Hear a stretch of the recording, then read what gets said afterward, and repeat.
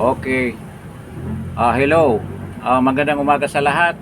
This is Justin Talk News PH. At bago tayo magsimula sa umagang ito, I would like to request pakipindot naman yung like. At then try to share this video if you like this video. Paki-share naman, at kung bago ka lang dito sa channel na to, pakipindot yung subscribe. Paki-subscribe kahit pa isa-isa lang. Okay? So, ano bang pag-usapan natin ngayong umaga na ito? Meron tayong tatlong topic ngayon. Puro kasinungalingan ang hinahayag. So, isa-isahin natin yung paghingi ni Bindalo. Ano bang pangalan yan? Eric Sylvester Bindalo. Humingi siya ng tawad, pero may kasamang kayabangan. So, nakikita natin kung anong klaseng pagkatao ito si Eric Sylvester alias Erwin Tulfo. Then, pag-usapan din natin yung mga pahayag lately ni paano ba sinabi nila? Judas Iscariote. So, Iscariote. Judas Iscariote. Yun ang mga binyag ng mga vlogger sa kanya ngayong kapanahonan na ito, after na naging hunyango siya, bumaliktad, naging Judas. At itong kasinungalingan din, at itong pagpakita ni Sherwin Gatchalian ng kanyang kaduwagan, makikita natin kung gaano siya ka-dependent doon sa ibang tao. So yung tatlo na yan ang pag-usapan natin. So unahin natin si Bindalo, Eric Sylvester.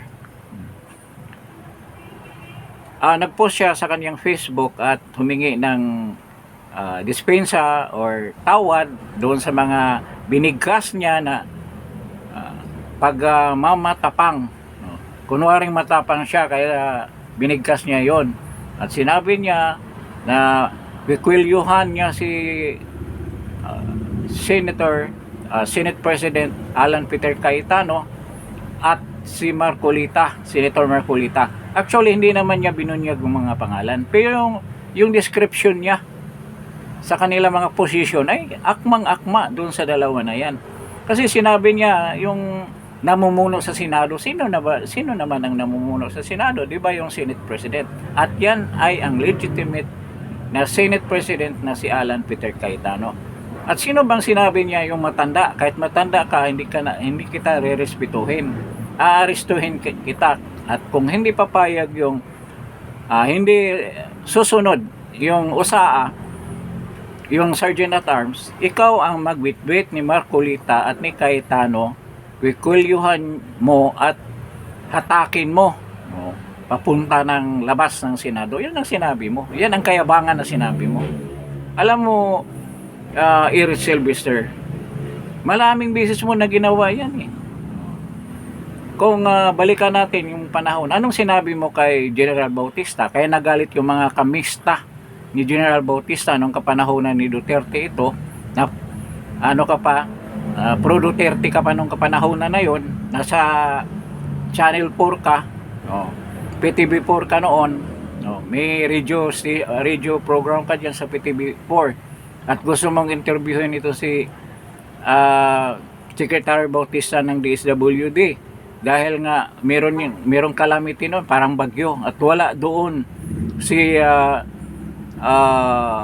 Cabinet Secretary na si Bautista, at minura mo ng minura. Kaya nagagalit yung mga kamista niya, mga general na mga graduate sa PMA. O di ba? Nag-shrink ka rin, humingi ka rin ng tawad, kasi pinagtulungan ka na nung mga general na yun I don't know kung meron bang ginawang suspension. Parang na-suspended ito dahil sa pinagsasabi niya, minura niya si Secretary Bautista o General Bautista dahil nga hindi nagpa-interview sa kanya dyan sa PTV4. Nakita mo anong kayabangan ang ginawa mo? Ngayon, yung regarding doon sa ambassador sa China, yan ang mga prominent na mga kawalang hiyang undiplomatic na mga pananalita na pinakita nitong, ewan ko kung nakapag-aral ng tama itong si Eric Sylvester, na ganyan ang ugali. Anong sinabi niya doon sa ano? Pinalayas niya ang mga ang ambasador ng China. Kaya mo ba magpa-ilayas ang isang ambasador? Parang nakipagdeklara ka rin ng gera sa China. Kaya wala kang pinag-aralan, hindi mo alam ang mga ganyang bagay about diplomacy, about foreign relations ng ibang bansa. Kaya talagang walang karapatan na magiging senador yan. Binoto lang kasi yan kasi ang daming nabulag na mga tao. Dahil nga ito, sa totoo lang, nung nasa PTV4 pa yan, ang programa niya, laging guest niya si Bangag. Lagi niyang guest. Nung kapanahonan nga ng pandemic, namimigay pa sila ng hindi laptop, yung tabag niyan, para tulong doon sa mga mag-aaral. Through his party list na ACT-CIS, na ngayon ay involved sa isang matinding korupsyon. Yan si Eric Yap at ang kanyang mga kapatid ngayon gustong i-deny ni Erwin Tulfo na hindi na raw involved diyan ang ACT-CIS. That si Eric Yap talagang ang daladala niyang party list is ACT-CIS. At yun ang naalala ko, yung nandyan kayo sa Timog na tumatanggap kayo ng maraming mga tinutulungan yung mga pasyente or yung maraming problema, ACT-CIS ang ginamit nyo. So noon pa tumatanggap ka na ng malita. Ilan ba ang dineliver na malita ni Eric Yap? Kaya na-involve siya dyan sa malita scam na yan. Mahigit 40. Yan ang sabi ni Saldico at ng mga Marines. Pinakamaraming dinala na malita si Eric Yap dyan sa Valle Verde na binilang nga nila ni Mark Tiksay ni Paul Estrada. Yan talagang sinabi ng mga Marines na si Eric Yap ang may pinakamaraming dinala na malita. 40 mahigit, I think 40 o 46. Sino ba yan si Eric Yap? Kasama ng party list nyo. Kayo ang kaya nanalo ka ng congressman noon dahil dyan.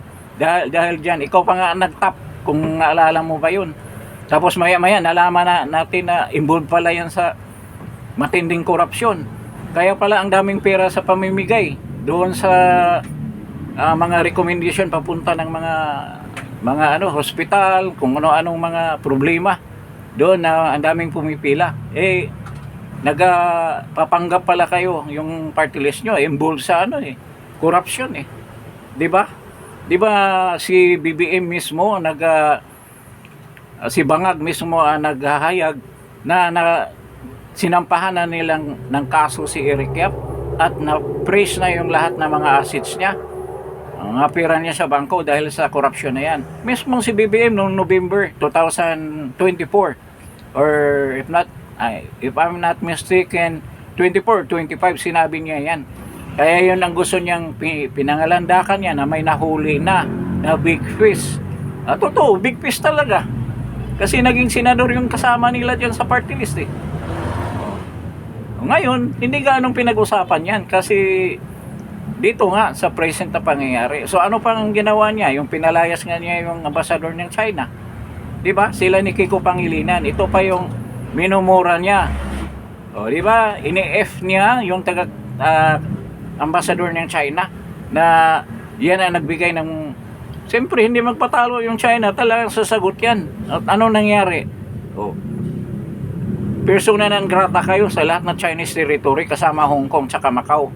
Bawal na kayo pumunta doon. Kayong lahat na senador na sinisira yung China. Regarding dyan sa West Philippine Sea, yun ang pinangalandakan ninyo na talagang pinoprotektahan niyo yung soberenya ng Pilipinas, pero contrary to that, yung mga kasama mo at saka ikaw ay pinakidnap si President Duterte sa mga dayuhan. Ano yon? Hindi na yung sinusuko yung sovereignty ng Pilipinas. O ngayon nangyari kay Bato, ino-honor nyo yung warrant of arrest ng ICC. Anong ibig sabihin yan? Hindi ba yan paglabag sa karapatan natin na mayroong sariling soberenya, mayroon tayong sariling judicial system? Kaya nga kahunghangan ito si Eric Silvester. At ngayon, doon sa pahayag niya, paghingi niya ng sorry, may kasamang kayabangan at kasinungalingan pa. Walang humbleness doon sa pag-apologize niya. Pinagyayabang pa niya na humingi siya ng tawad kasi hindi raw karapat-dapat ng isang senador magsalita ng ganyan. Bugso lang daw sa kanyang galit, kanyang damdamin nung kapanahonan ngayon. At hindi daw yon gawain or dapat attitude ng isang senador. Alam mo pala So ang dapat mong gagawin, mag-resign ka. Kasi may realization ka na mali yung ginagawa mo. At dapat hindi ka talaga karapat-dapat maging senador, sa totoo lang. Iwan ko ba't binuto ka ng mga tao. Hindi ako bumuto sa iyo kasi alam ko ganyan ang karakas mo, Erwin Eritz. So anong nangyari sa mga sinasabi niya? Kasi nakikita mo na hindi walang session. Kaya yung mga batas na gusto niyong ipapasa ay napipigilan na maipasa dahil nga nag-adjourn yung Senate. Gusto mo lang magkaroon ng session at magpapatuloy ang trabaho sa Senado. Anong kahunghangan yan? Ikaw, Vice Chairman ka ng Blue Ribbon Committee na pinamunuan ni Lacson, ni Pinky Lacson na wala rin ginawa. 10 buwan kayo, wala kayong investigation na ginawa tungkol dyan sa flood control. Naalala mo ba, may ginawa ba kayo? Hindi kayo umaksyon kung hindi lumabas yung 18 Marines nga. Si Marcolita, isang session pa lang, ilang araw pa lang siyang na-appoint as Blue Ribbon Committee subcommittee chairman. Anong ginawa ni Marcolita? Nagpa-session ka agad. Kayo, 10 buwan kayo walang ginawa.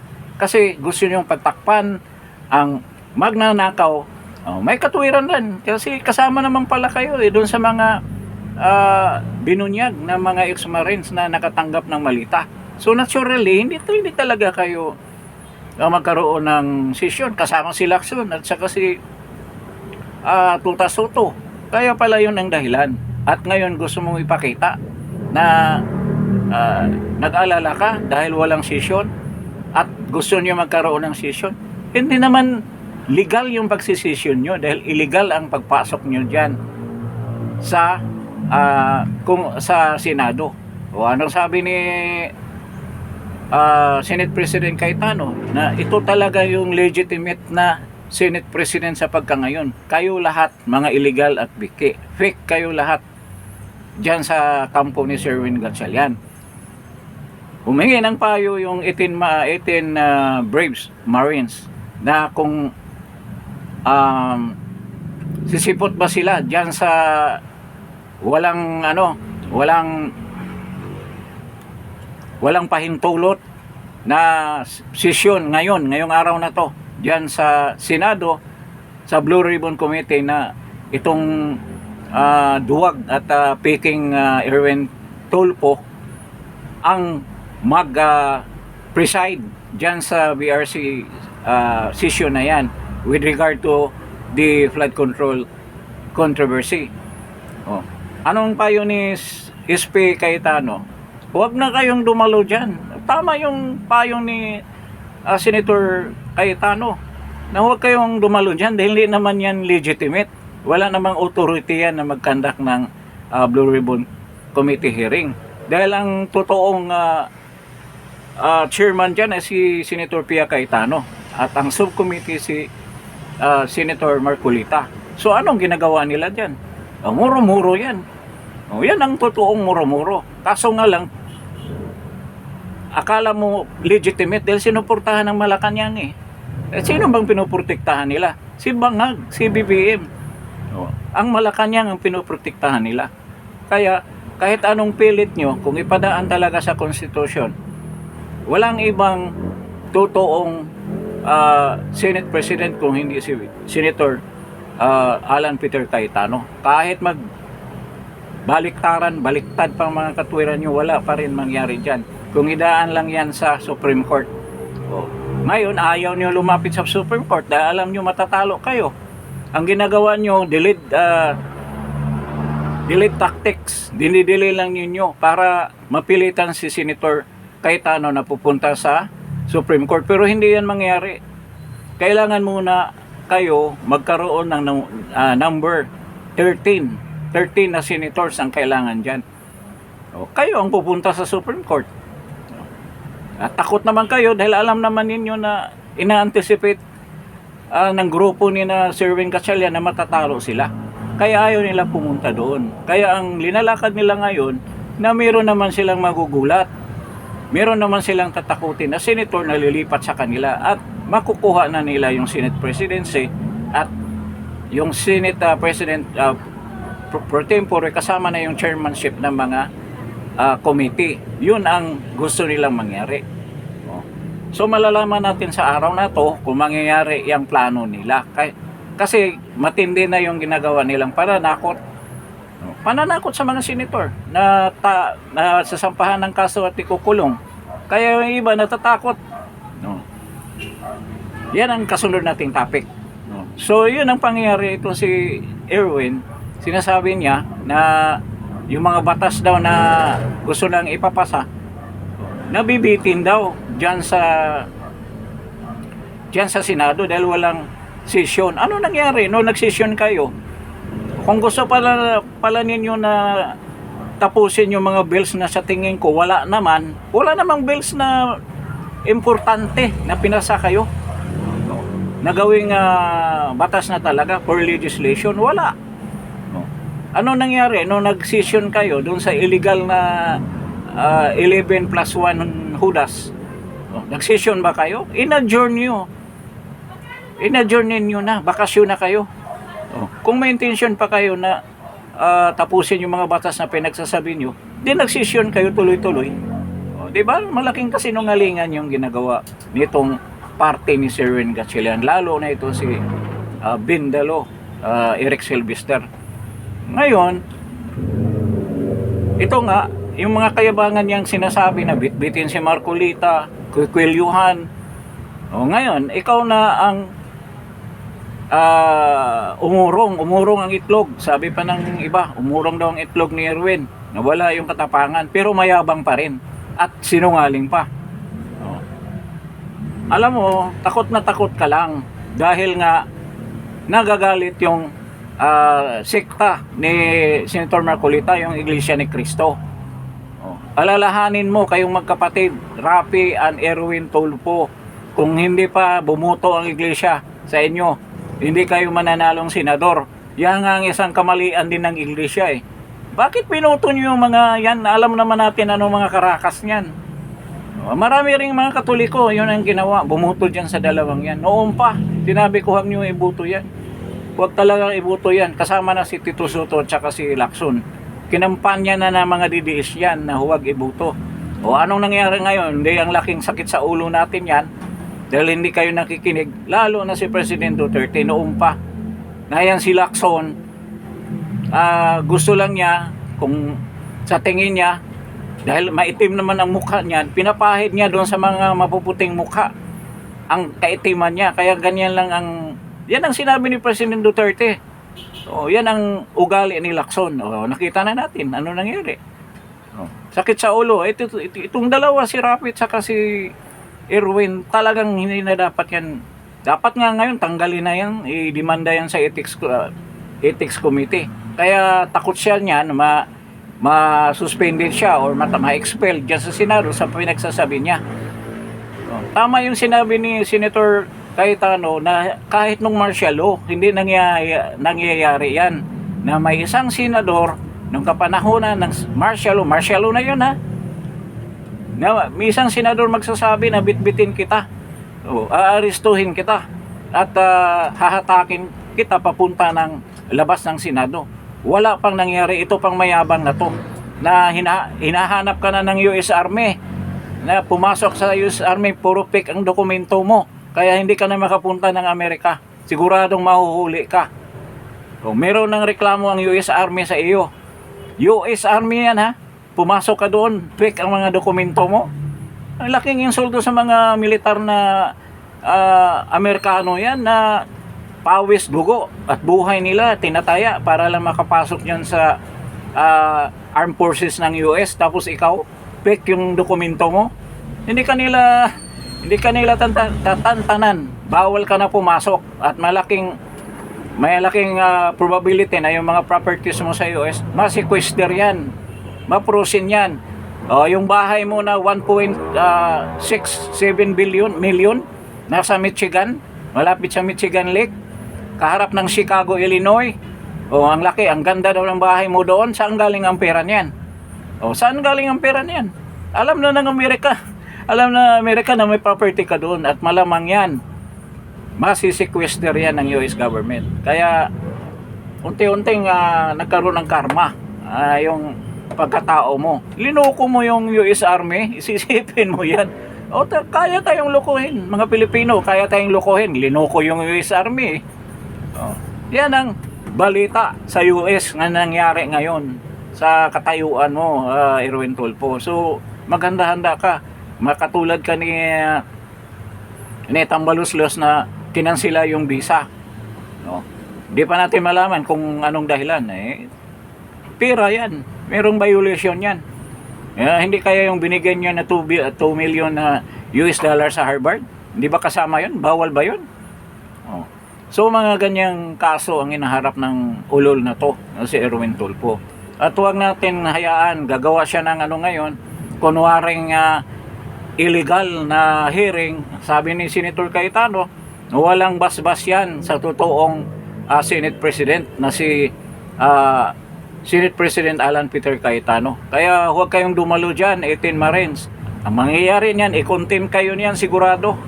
Babaliin nyo mga testimonya nyo. Kahit may katotohanan yung sasabihin nyo dyan, sabihin niya na kasinungalingan. At pipilitin kayo na binabayaran kayo. So mangyari yan, makontempt kayo, makulong kayo niyan. Walang kaso, makulong kayo. Katulad ni Major Grijaldo or yung kapanahonan ng Quadcom na kinulong dyan na for almost 10 months yata or 8 months bago bitawan. Ngayon, yung kay Diskaya, nakulong sila. Ngayon pa lang lumabas ang warrant. Isipin mo yan. Nakulong muna sila na napakatagal. Mga 10 buwan din sila nakulong. Ngayon pa lang ang warrant, makukulong din sila ulit.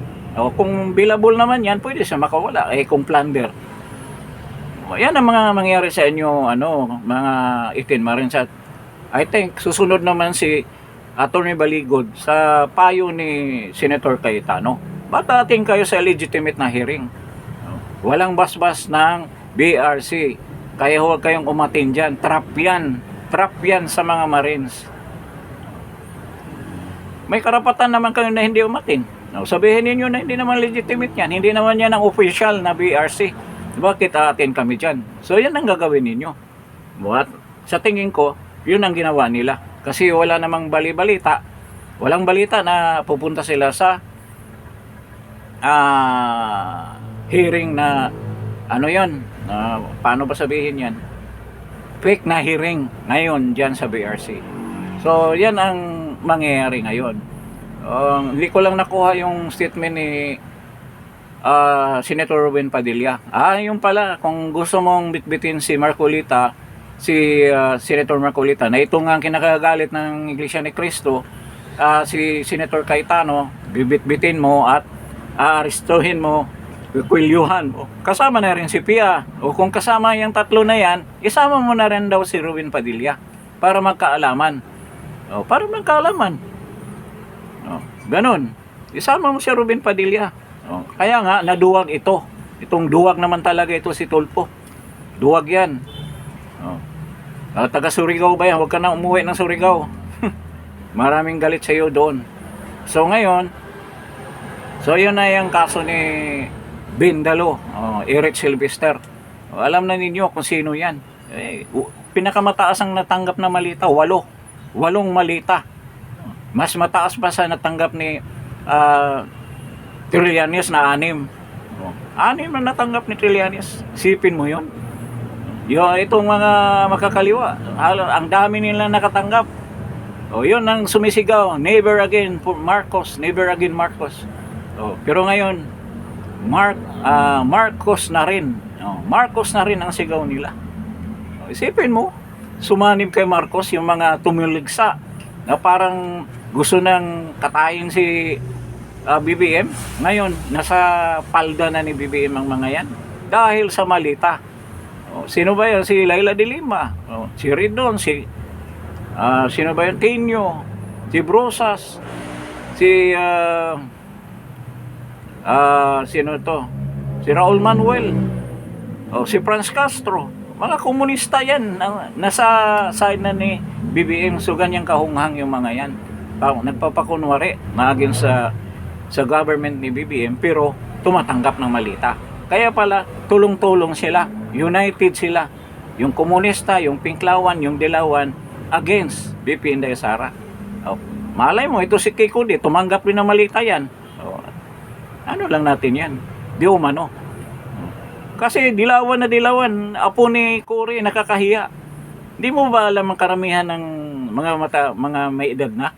Ako mismo, member ako ng Atom. Nakakahiya yan sa tiyuhin mo ni Butch Aquino. Ang pinaglaban namin noon against Marcos. August 21 movement, yung pagkamatay ng tiyuhin mo ba? Si Ninoy?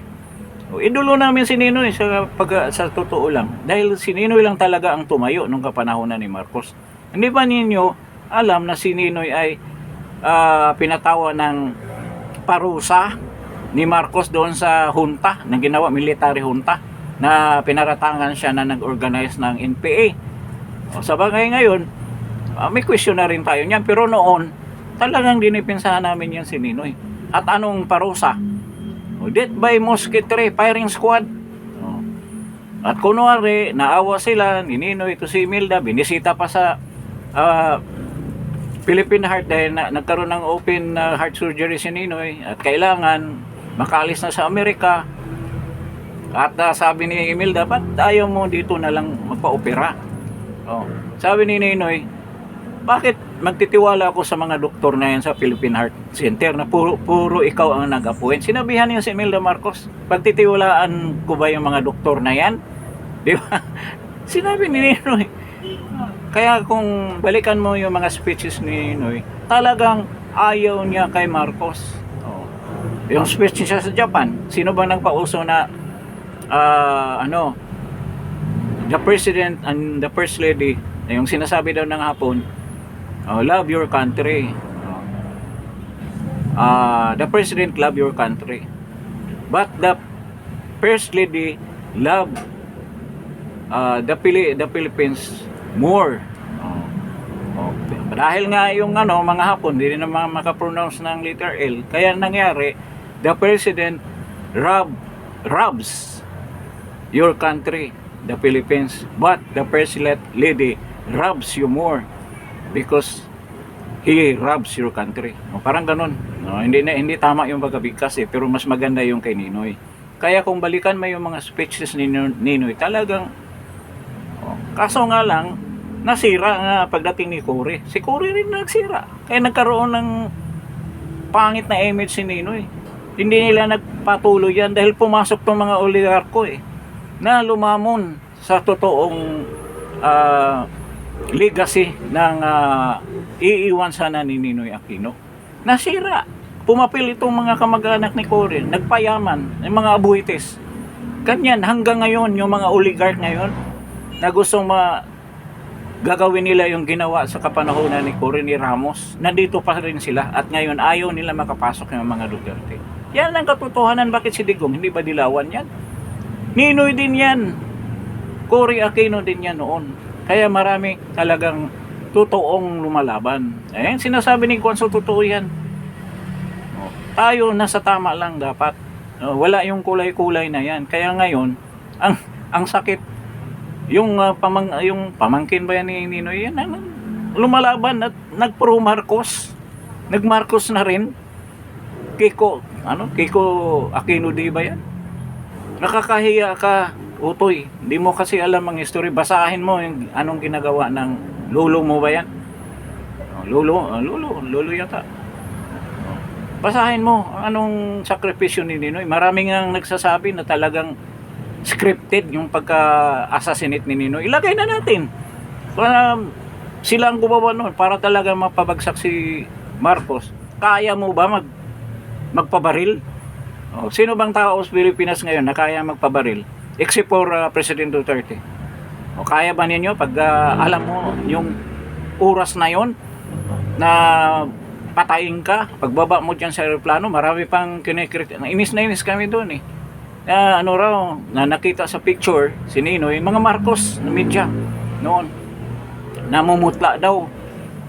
Siyempre, alam na niya anong mangyari sa kanya. Alam niya na marami nagpayo sa kanya, huwag ka talaga bumalik sa Pilipinas dahil sigurado, madali ka talaga. Yan ang nangyari. Alam niya.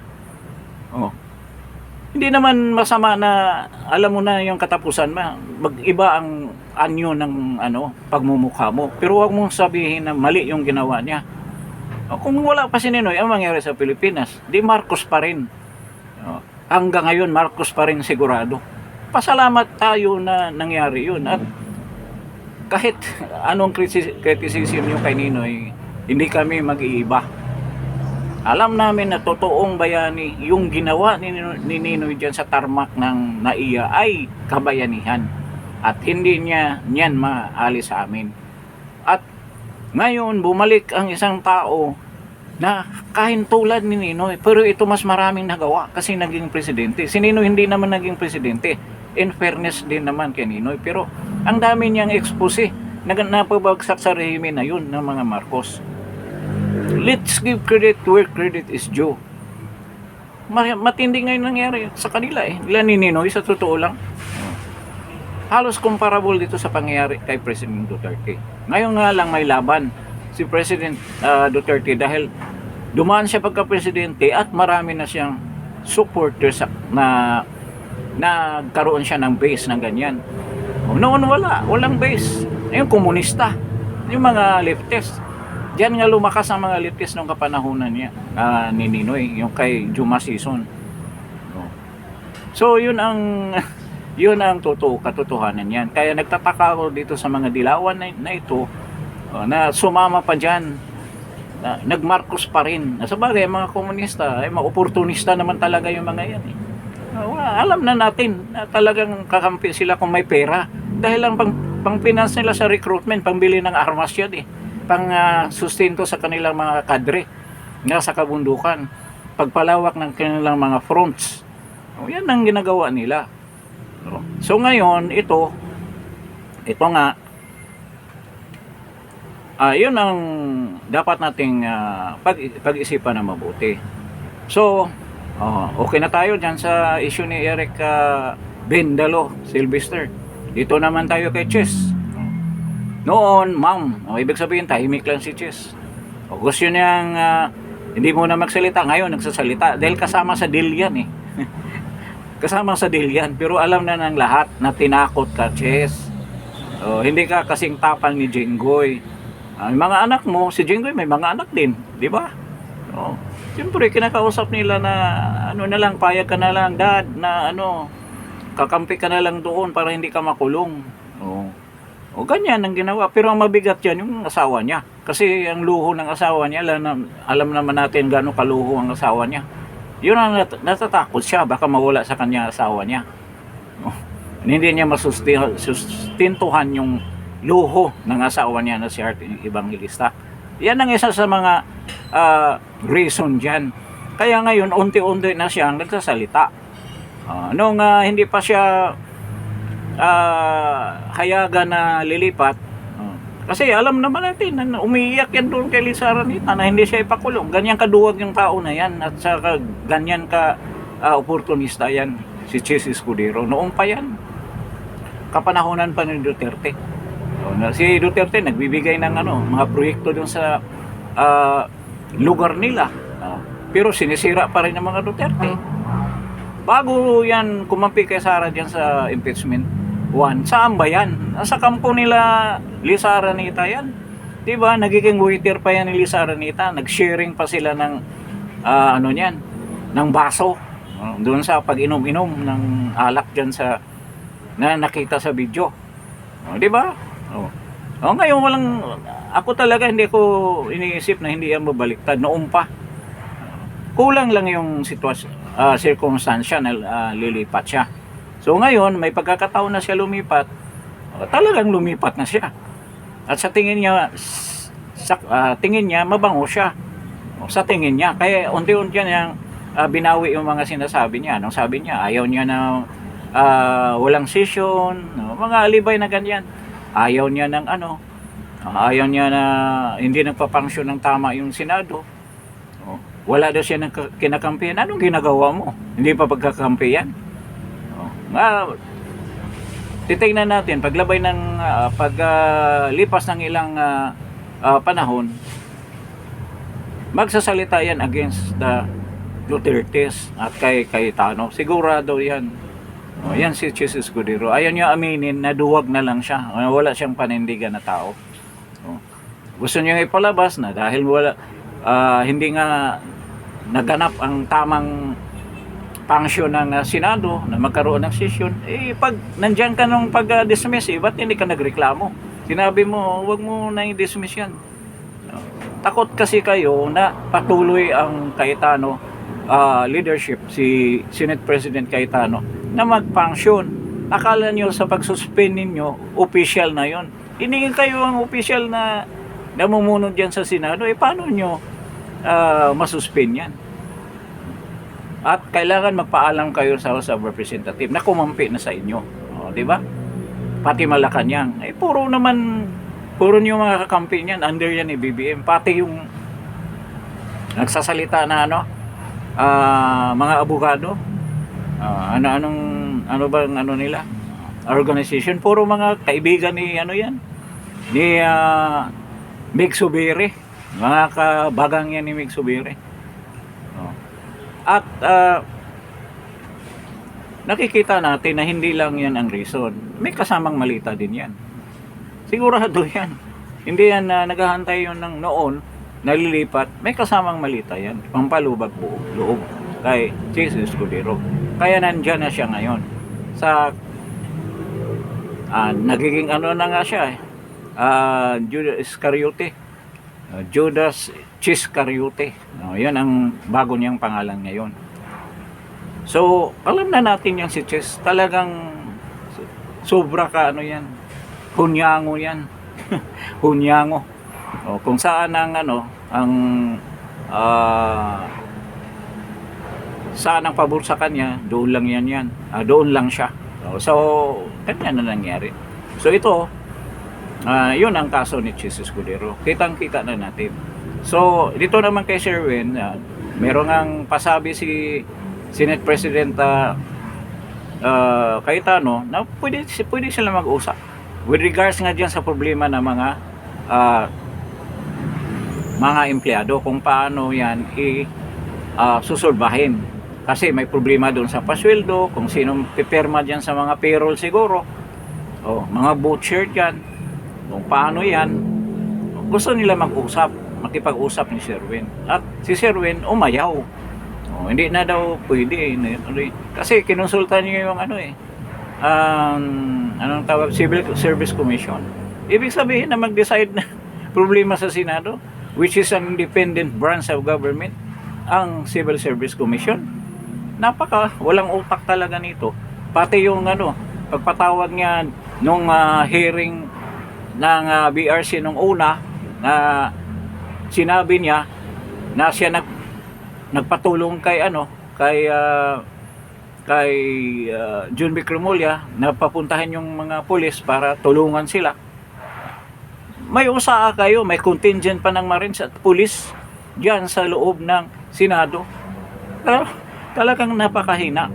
Klarong-klaro na yan lang ay ilagay dyan para pagtakpan ang flood control project na Nakawan. Ano rin yan, Bongbong? Tuta rin yan, sigurado. Kaya yan ang gusto nilang ipalit. So, ganyan, ngayong araw na to, itutuloy talaga ni yung muro-muro niya na illegitimate na BRC hearing ni Erwin Bindalo, Sylvester. So, titingnan natin ano mangyari. Marami pa rin DDS nagpupunta at mahahaba na yung barikada dyan. Mga barbed wire na nilagay sa Senado. Ito, Senado ng mga taong bayan. At pilit nilang hindi palapitin yung mga tao. So nakita na natin ng tyranny unti-unting creeping na sa Pilipinas. At kailangan na talagang mga tao ihayag ang kanilang mga karapatan. Magkaroon na tayo ng movement talaga para marinig ng pamahalaan ng mga hinaing natin na matagal na natin dinidibdib. So I think malapit na yung time na yan na matupad ang ating mga mithiin na magkaroon ng babago dito sa ating bansa.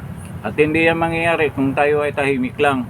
Kailangan tayo sasali at huwag tayong matakot na ipahayag ng ating mga iniisip, mga damdamin in public. Sabihin natin at patuloy nating suportahan ang kampo ni Senator Alan Peter Cayetano na ito talaga ang legitimate na Senate President ng ating Senado.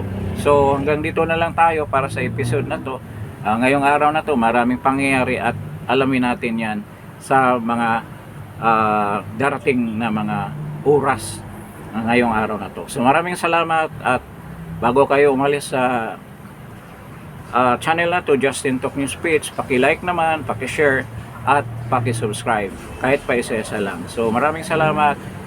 This is Justin Talk News Speech at good morning sa inyong lahat at God bless. Salamat po.